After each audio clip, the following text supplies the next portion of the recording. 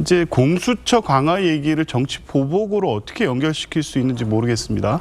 공수처의 수사의 대상이 되는 고위공직자는 1번이 대통령입니다. 2번이 국회의장, 국회의원이고요. 그래서 쭉 내려와서 이 대통령 비서실 그 수석급 이상 등등 살아있는 권력을 수사하는 기관이 공수처입니다. 지금까지 이 정권에서 공수처가 제대로 된 수사 기능을 행사했다면 사실 윤석열 정부의 최악의 파국을 막을 수도 있었을 텐데 그 점에서는 공수처의 뭐 수사 역량의 문제도 있었고 그만큼의 어떤 제도적 뭐 지원이 되지 않은 한계도 있었고 공수처 자체의 문제도 있었죠. 이번에 대통령 내란죄 수사 과정에서 보여준 한계도 좀 분명해 보였으니까요. 지켜보면 알게 되지 않겠는가. 만약에 진짜로 이재명 후보가 대통령이 되면 그리고 난 다음에 하는 행동을 보면 과연 정치 보복을 할 것인지 안 할 것인지 알 수 있을 것이다. 시간이 충분히 보여줄 것이다. 라는 그런 생각이 드는데 저는 이 시점에서 생각나는 사람이 있어요. 누가 생각이 나느냐.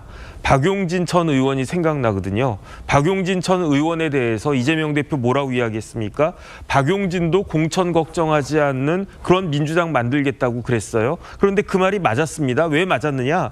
박용진 의원은요. 공천에 대해서 걱정하지 말았었어야 돼요. 왜냐하면 어차피 안 되니까 이게 내가 될까 안 될까 이런 걱정을 할 필요가 없는 그런 상황이 되지 않았습니까? 작년에. 그다음에 판례에 의해서 확립된 게 있는데 그게 뭐냐면 성인지 감수성이거든요. 그러니까 내가 어떤 것들이 그 성인지 감수성은 뭐냐면은 피해자의 입장에서 생각해야 된다는 거거든요. 어떤 행위가 보복인지 아닌지는 칼자루 쥐고 칼을 휘두르는 사람의 입장에서 보는 게 아니고 당하는 사람의 입장에서 봐야 되는 거 아니겠습니까? 과연 진짜로 이재명 대표가 그 대통령이 될 수 있을 것인지 그다음에 만약에 그렇게 됐을 때 어떤 일이 벌어질 것인지는 지켜보면 역사가 다 나중에 밝혀줄 것이다. 그런 생각이 듭니다. 예, 원조 친명으로 꼽히는 김